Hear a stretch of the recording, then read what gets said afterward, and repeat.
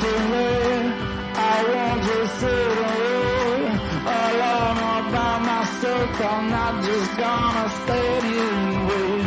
I wanna just decide what is to be my fate. Alone all by myself, I'm not just gonna stay here and wait.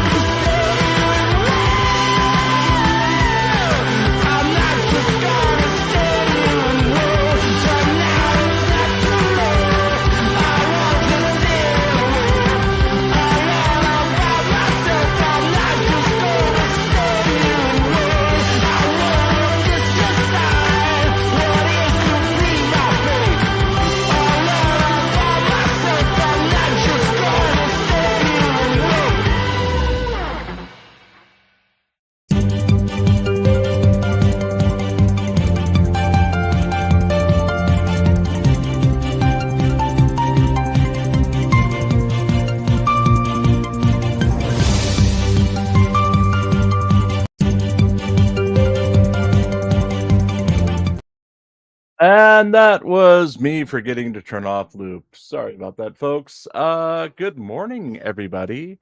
We're starting tonight with a couple of changes to the program that hopefully make things run smoother in the future.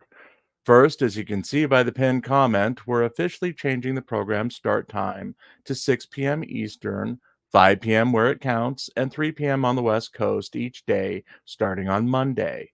This move was designed to help us reach a larger audience and hopefully gets the news to the UK crowd before midnight each day.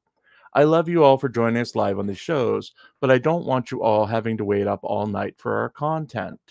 That said, starting today, when possible, we may be recording this news early in the day before the Karen Reed coverage begins and releasing the stories individually to YouTube with links directly to the readings of the news stories on the associated news articles on reallycoolsite.org.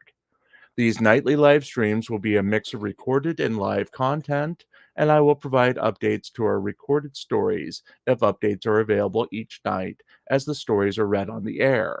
I think this is a good mix to ensure that you're getting the news in a timely manner while providing enough original live content on the nightly newscasts to keep you tuned in. Finally, I want to address last night's panel program.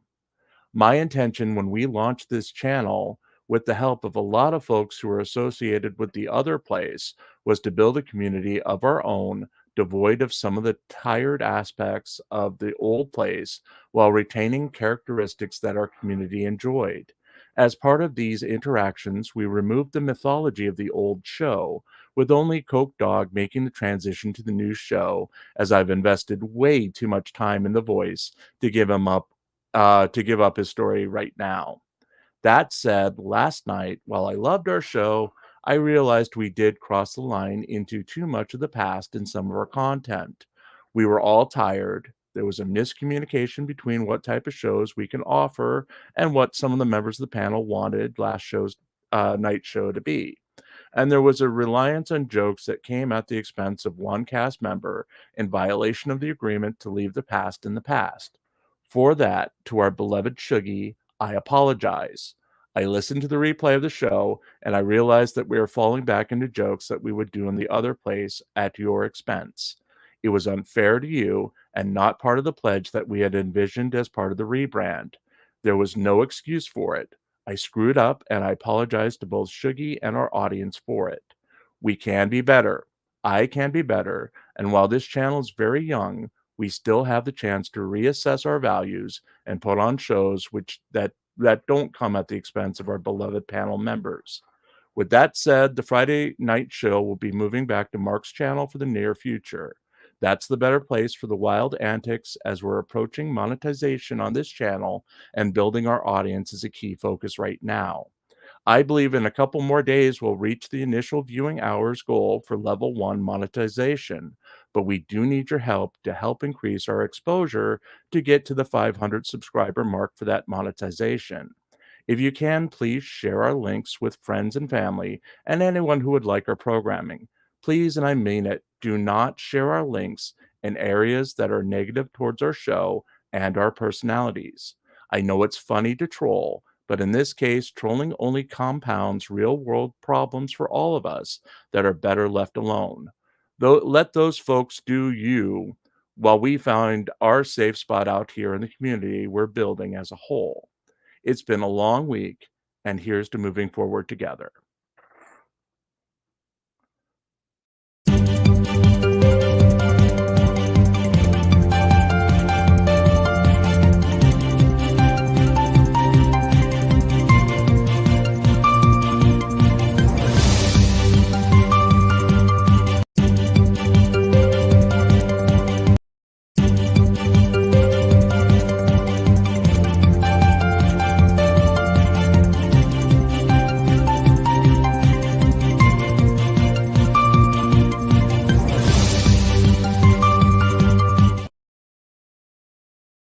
We start tonight with our first op ed. This is an unsolicited op ed by Discord user Dax. If you'd like to contribute an op ed to Really Cool News, please send in text or PDF format to jamescanine@gmail.com. That's JAMESKNINE@gmail.com. In the vast expanse of the internet, communities often form around shared interests, hobbies, and passions. For many, YouTube channels become virtual gathering spots, a place where strangers turn into friends and friends become like family. Such was the case with our beloved channel, a digital sanctuary where we laughed, learned, and contributed to what we believed were noble causes. But all that came crashing down when we discovered that the channel owner had been allegedly pocketing donations meant for charity. More information is coming to light as time passes. The revelation hit like a ton of bricks. This was not just a breach of trust, it was a profound betrayal. We had rallied together, pooling our resources to support causes that touched our hearts, believing that our collective efforts were making a tangible difference in the world. Instead, we learned that the person we trusted had most likely been deceiving us all along, enriching himself at the expense of both our goodwill and the intended beneficiaries. In the wake of this discovery, the community that once had been vibrant and thriving now feels like a ghost town. The exodus was swift and decisive. No one wanted to remain in a place that tainted by such dishonesty. The comment section, once buzzing with activity, is now eerily silent. We mourn not just the loss of our donations, but the loss of a space where we felt connected and united. This experience serves as a stark reminder and a cautionary tale. In the age of digital philanthropy, where anyone with a camera and a compelling pitch can solicit donations, it is crucial to exercise due diligence. Here are a few lessons we've learned that we hope others will heed. Number one, verify the charity. Always check if the charity has a direct link and verify its legitimacy. Reputable charities have a transparent online presence with clear information about their mission, funding, and impact. Two, demand transparency. Any fundraiser should provide detailed reports on how the donations are being used. Regular updates and evidence of contributions reaching their intended destinations are essential. Three, be skeptical of middlemen, channels, or individuals who collect money on behalf of charities without a direct link to the cause should be approached with caution. Direct donations to established charities ensure that your funds are used appropriately. 4. Community vigilance. As a community, we should hold influencers accountable. If something feels off, don't hesitate to ask questions and demand answers. Collective scrutiny can prevent deception. The fallout from this debacle is a painful reminder of how fragile online trust can be. For those of us who are part of that community, the experience has been a mix of grief and anger. Yet, in this moment of disillusionment, there is also a call to action. We must rebuild. smarter and stronger, ensuring that our future efforts to make a difference are anchored in transparency and integrity. To those who deceive in the name of charity, know this: the digital age may offer anonymity, but it empowers collective action. The truth will come to light when it does, the consequences will be swift and unforgiving. As we navigate this new reality, let us remember the importance of trust and community. Through through our though our digital haven has been shattered, the spirit of what we built together endures. Apologies there.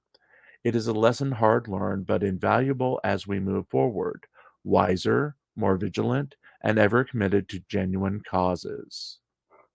On that note, folks, we're not planning on doing charities here unless we offer direct links on our channel to the charity's donation page, or we run a charitable stream through YouTube with the money going directly to those charities. We do have a receipts area in my Discord server where I've been posting receipts from the previous donations we've received to the fundraising efforts on behalf of the newspaper. Over the last ones, I don't think I have the one, or over the last one, I don't think I have the receipts from the December one. I will take a look and see if they're put there.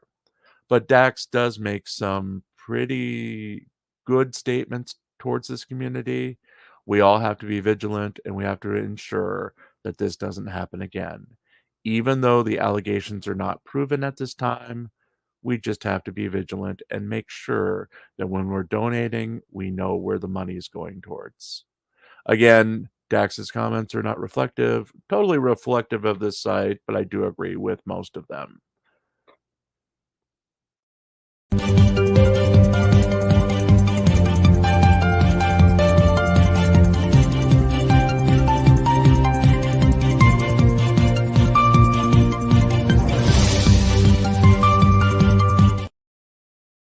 Turning to the GoFundMe news for Friday, more goose eggs, no winners for Friday GoFundMe crown. As you can see, it was another day of zero intake for any of the funds that we follow. There is no doubt about it. The industry created around First Amendment auditing is in free fall, and frankly, Friday's tallies of exactly 0.00 should concern anyone who has an interest, pro or against, the subject of First Amendment auditing. First Amendment auditors have always been around in some fashion. In the past, there was always that guy you knew with the slightly odd ideas about the world who would be pounded into oblivion by police for getting into their faces for his or her insanity. While the modern day police force's policies, the absolute proliferation of mobile phones with cameras, and the rise of YouTube as a bona fide money making machine, for a time, the actions of that guy have gained interest, and with the world in need of a way to say F you to the authorities that kept people indoors during the events of the early 2020s, everyone could play that guy for a few weeks on YouTube and make some money. The script was pretty easy at first. Find a post office, record yourself buying a stamp for 1 penny while taking obnoxious videos of anyone near you. Find poster 7, scream a bit, and punish anyone who would take your rights away for questioning why you were filming in a mundane post office by exposing their tyrannical actions. Then patiently wait for the police to show up, knowing you weren't likely to be arrested, and make money off of the word of mouth you were getting as you stood up to authority. When post offices got stale, any public building would do. From airports to pot dispensaries to mental hospitals to police stations, the plot was always the same. Pretty much the same script, minus poster 7, and there was an explosion of people for a time doing things that brought interest in the name of making a buck. And oh, that constitutional thingy, too. As with everything, times change. Most police forces are wise to First Amendment auditing and provide training to counter the scripted interactions they often run into. Screaming, "It's your policy to identify," no longer gets a negative or outrageous response and viewers because, frankly, even the police know that the auditors are using the line for video views and not actual concern about police policies. Auditors who take things too far are swiftly arrested, and there are new laws being tested to establish buffer zones between the first responders and police officers and the public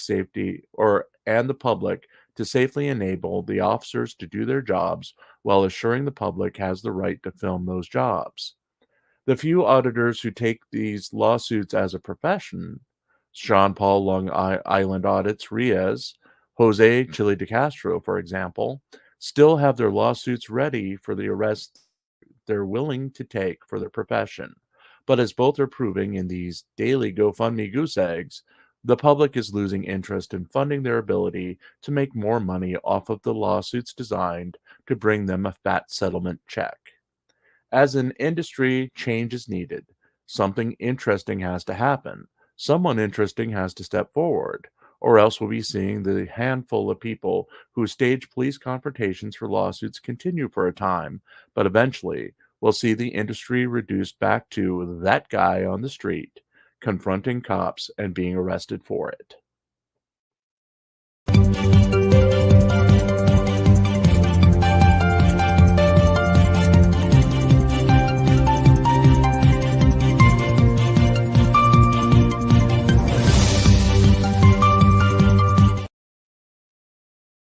We're here with our first of two Jose de Castro related stories for the night, as De Castro May 15th address is Take Two. It was déjà vu all over again for viewers of Jose Chile de Castro on Friday, as his newly released address from jail was simply his Thursday address repeated, but this time with the missing 7 minutes from the previous day's broadcast. In those 7 minutes, the YouTuber continued his plans for bettering those within the jail system, touching briefly on his planned felony removal program. Under his envisioned program, incarcerated individuals would work to better themselves by taking part in his teachings and would eventually qualify for felonies to be cleared from their criminal histories. A controversial part of the program, however, comes into Castro's demand that all participants in his felony removal program also have all tattoos removed from their bodies. De Castro, who has never shown a previous disdain for tattooing, announced that tattoos were just another record for the government to track those who have been incarcerated and to tie the tattoos to crimes. After pitching his idea for a possible multi-million-dollar industry based on his teachings and making a plea to his followers to continue to send him gift baskets as he loved their contents, De Castro turned on the makers of the gift baskets as unethical price gougers who coincidentally make his life easier with every overpriced basket he received. De Castro went on to express a mix of disgust and desire over the profit made by companies that support the prison industries, apparently in the hopes of establishing his betterment program boxes as a path to profit in the future.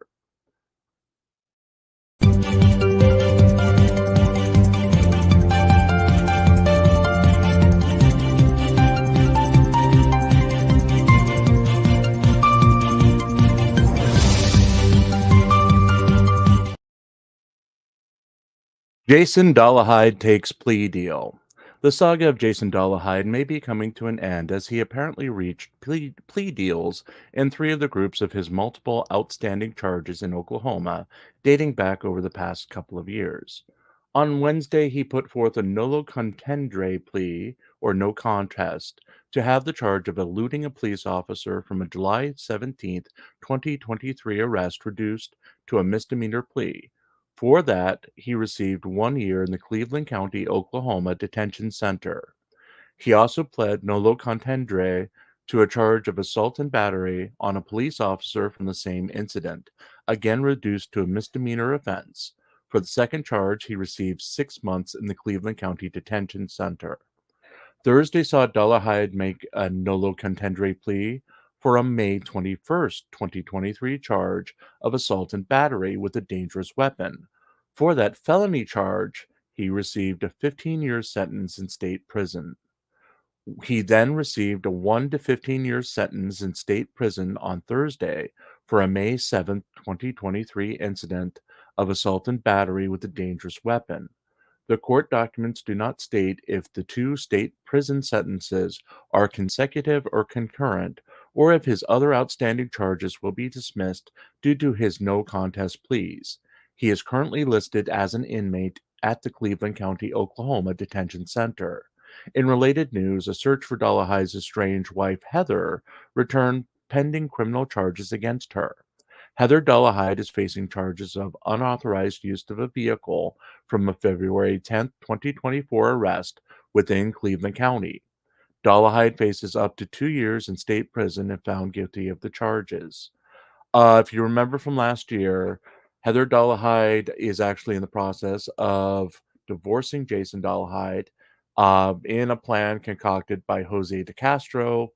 He figured that she would get her life in order so she could get her child out of protective services and then eventually remarry her husband at a later time. That obviously has not panned out. We'll have more news on the Dollahides probably next week if we get more updates on the charges that Jason Dollahide is facing.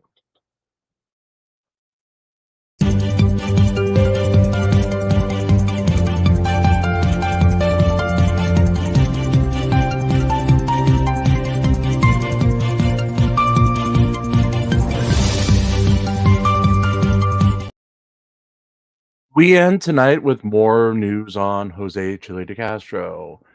Blue Bacon wins over de Castro again. YouTuber Michael Blue Bacon Paratini's attorney, Paul Katrinik, was awarded another round of monetary sanctions on Thursday as Judge H.J. Ford III ordered Jose Chile de Castro to pay him the sum of $4,500 by July 15th, 2024. The second round of sanctions, following an earlier award of nearly $1,600 in sanctions, stemmed from a request by Katrinik to charge De Castro for time spent filing unnecessary responses to knowingly improperly filed paperwork by De Castro as part of De Castro's ongoing attempt to delay a verdict in his California based civil rights or civil lawsuit against Kate Peter, Daniel Clement, David Team Skeptic Omo, and Paratini. De Castro was not present at Thursday's hearing, which saw Judge Ford also deny De Castro's demurrer to Paratini's previous amended answer to De Castro's lawsuit. The judge found that De Castro violated the court's filing rules by missing key deadlines, and that the demurrer can only be sustained if the amended answer did not contain facts that constitute a defense. Ford stated that this was not the case with Paratini's filing, and thus De Castro's demurrer had no merit. Judge Ford also ruled against a request for sanctions by Katrinik for $10,410 against De Castro for frivolously filing the demurrer and for violating the court's filing guidelines. The judge ruled that while De Castro did violate the filing guidelines, it was inadvertent and was already punished by the denial of the demurrer based on Katrinik's previous arguments. In perhaps a telling sign for De Castro, a new filing in his upcoming criminal trial in Las Vegas for making a false statement to a police officer, the infamous yellow tape crossing case from De Castro's related GoFundMe, saw attorney Josh Tomshek named as defense for the jailed YouTuber. Josh Tomshek is a partner in the Las Vegas trial firm of Holland and Tomshek and heads both the criminal trial and personal injury practice groups for the firm. He is expected to be on hand for De Castro's next scheduled pretrial hearing in the case on June 24th, 2024.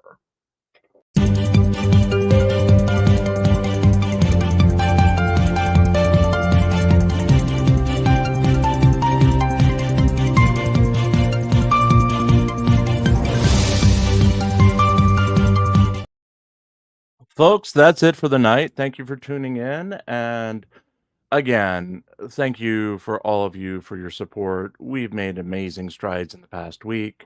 We're on our road to level 1 monetization. We still need your help, and we'll always need your help because, I mean, this is your show. We're going forward. And with that, I bid you a good night. Have a happy Sunday tomorrow. We'll see you at the same time tomorrow night at 8 p.m. Eastern. And then on Monday, we'll be switching to the 6 p.m. start time. Just a programming note. There is no Karen Reed murder trial coverage on Monday.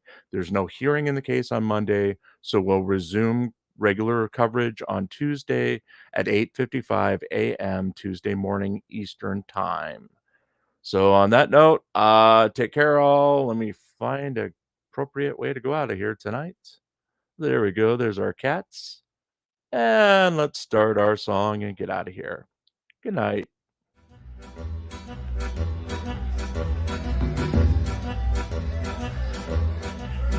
Look ahead, look astern, look the weather in the lee. Blow high, blow low, and so sail we. I see a wreck to windward and a lofty ship to thee, a sailing down along the coast of High Barbary. Then hail her, O captain, he called o'er the side. Blow high, blow low, and so sail we. Oh, are you a pirate or a man of war, he cried, a sailing down along the coast of High Barbary. Oh, are you a pirate or a man of war, cried we. Blow high, blow low, and so sail we. Oh no, I'm not a pirate, but a man of war, cried he, a sailing down along the coast of High Barbary. Then back up your topsails and heave your vessel to. Blow high, blow low, and so sail we. For we have got some letters to be carried home by you, a sailing down along the coast of High Barbary.